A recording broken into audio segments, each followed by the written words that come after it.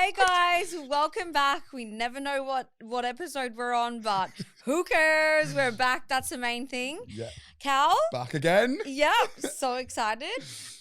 Yesterday as we were leaving the studio, you were like, do you know where a flower shop is? And I'm like, I don't know, dude, why? Like, he's like, I'm in the doghouse. And I'm like, dude, okay, we need to touch on this subject because, guys, listen up.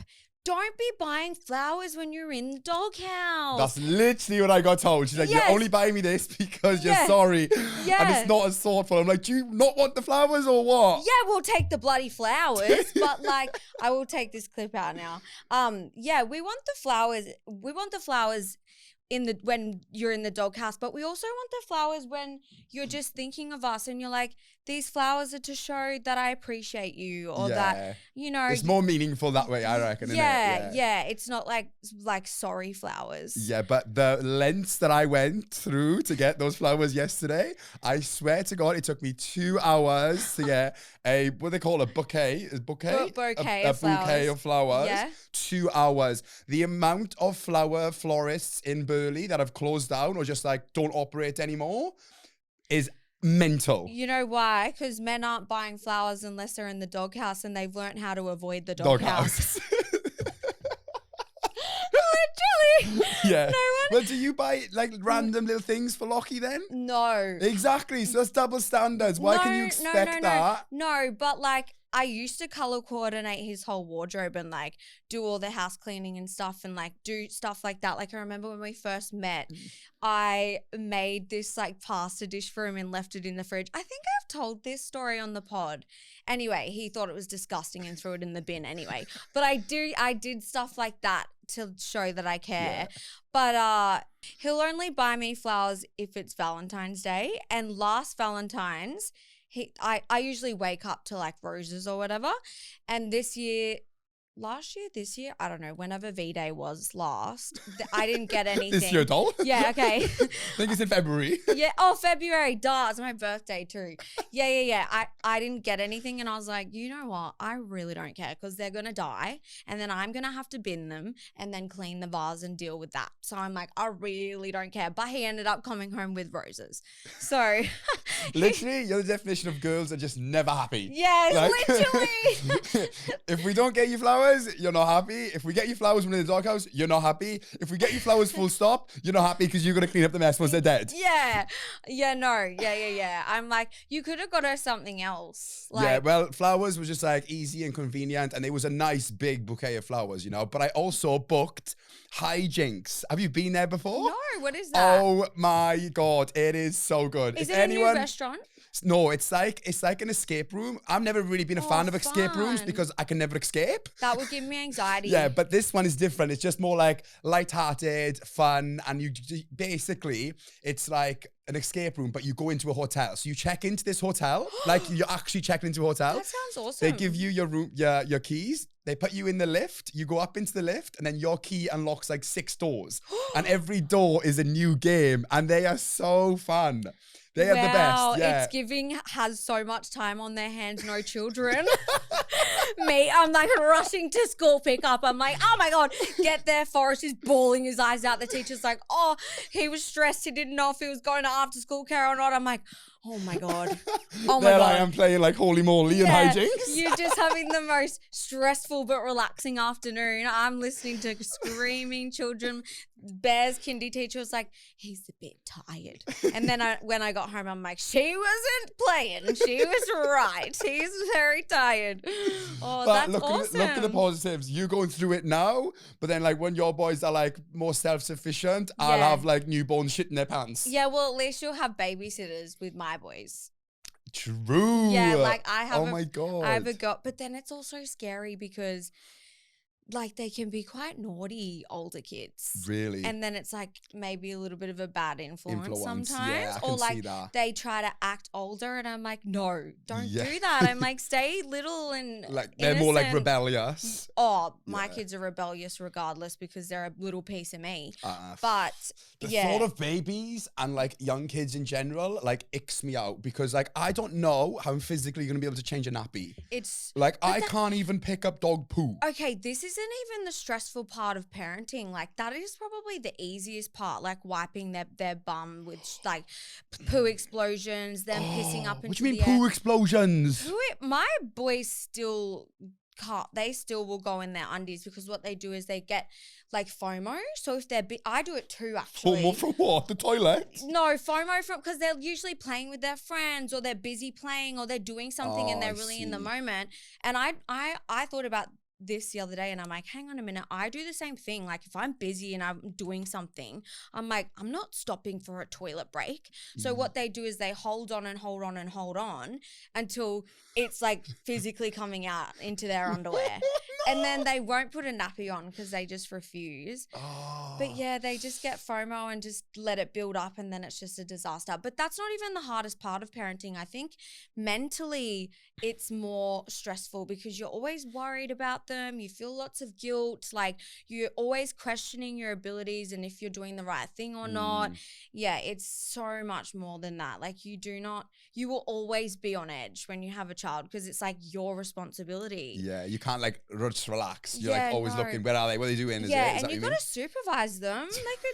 They'll get into shit like, you've got to be so careful when they're younger. But I feel like it's going to be more stressful as they get older because you lose control. Yeah. I mean, I barely have control over my children now and they're 4 and 6. So I'm like, what do you mean when they start going out like venturing and like going out with their friends and stuff? I'm going to put a tracker on them. Put an Apple AirTag in their pockets? I don't really think that I'm a helicopter parent, but I've been through some situations now where I'm like, okay, I have to be. What's a helicopter parent? Like really over their shoulder and always quite strict and like just cautious, like really stressed about if they're going to hurt themselves or if they get into trouble or whatever. Yeah. So I used to be a little bit more relaxed. But I feel like there's levels to it as well. Like I feel like the parents that are really, really strict on their children, they just create sneaky children.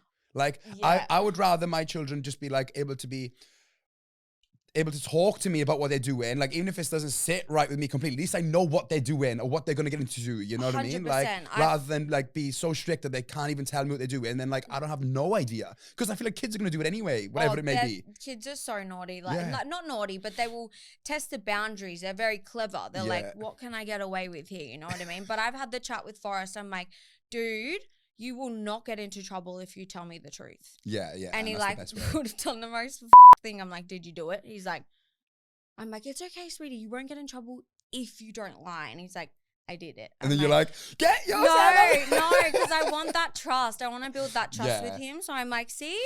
So much easier for you to just tell me the truth and now we can chat about it. Yeah. So you're right. Yeah, it can sometimes, I mean, but then also if you're giving your children too much leeway, that can also be really detrimental as well. It's finding a balance in it, really. Yeah. So anyway, sorry to cut in. So how was the skate room? Did you find your room after? Yes, we went into all the rooms and like we completed it and we did really well. But I just couldn't believe how much fun it was. Like it was so fun. So basically you go into these rooms and it's like a different game in each room. And it's not like a hard game. I mean, it was hard for me. Some of them were spelling, you know. I couldn't even spell certain things. Really? They've got spelling? Yeah. And there's like trivia ones and there's like memory ones. Oh, and there's I just can't like with trivia. Oh, but it's fun. But the words were only 4 letters. To spell? To spell. Yeah. And it would be like, what is something that you read? And then you got to get these boxes and like put the letters in. And the quicker you do it, the more points you get. Book? That sort of stuff. Was it Yes, it was a book. Woo! Did you not get that? No.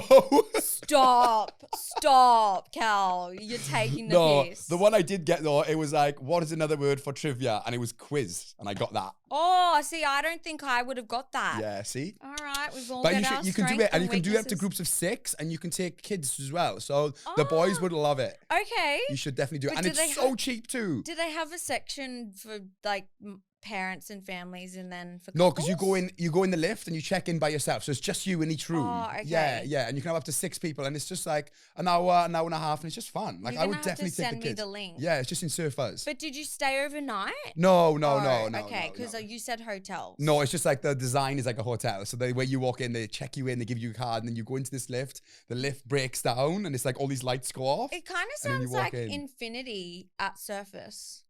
Maybe in it was Surface Infinity. Paradise. I thought it was called Hijinks. No, it wasn't Infinity. You would have remembered that. Yeah, but You should go to Infinity. okay, all The right, next I'll lock it one. in. I'll lock it in. Yeah. Next thing I want to do is the virtual reality stuff. Have you done any of that? No. Oh my God, I did a TV show not too long ago, which is coming out, I think, next month. Yes. And part of my segment on there was I had to do this virtual reality goggle things. And I've never put them on before, but it's like you're in the real world. Oh yeah, I've tried them at like Time Zone. They're full on. They're full on. Like imagine a kid. They're full on. Like my challenge was I had to put the goggles on, and I was placed on Google Maps, like on the streets of Sydney, and I had to get from the airport to the Opera House by somebody giving me directions, and I was walking down the streets and stuff. It was mental. I felt like I was in Sydney.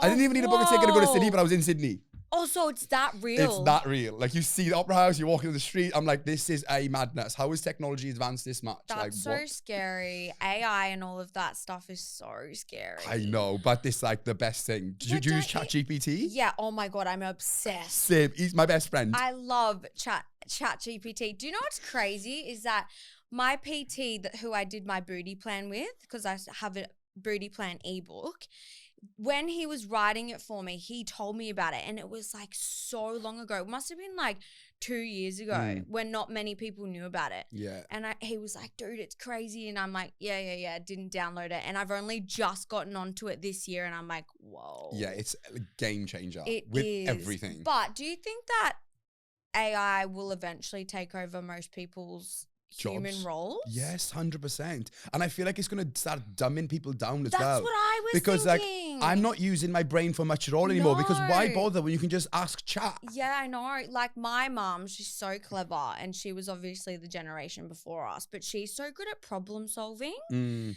then the other day, my manager, she sent me a brief, and I was like, what does this mean? And she's like, Skye, I used my brain. I put it into Google. I didn't know what it meant either, because it was like an abbreviation for something. And I'm like, what's that mean? And she's like, I Googled it. Like, use your brain. I'm like, true.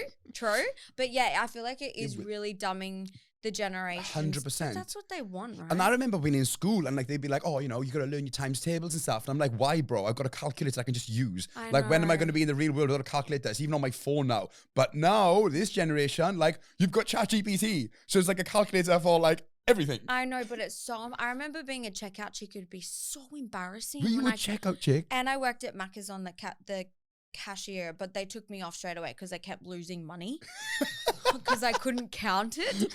I could have sworn I can count money. Like, I can count money. That's the one thing I can do because I love money. Yeah. But yeah, I don't know how my till was down every time, but it was. And that was when it was being calculated.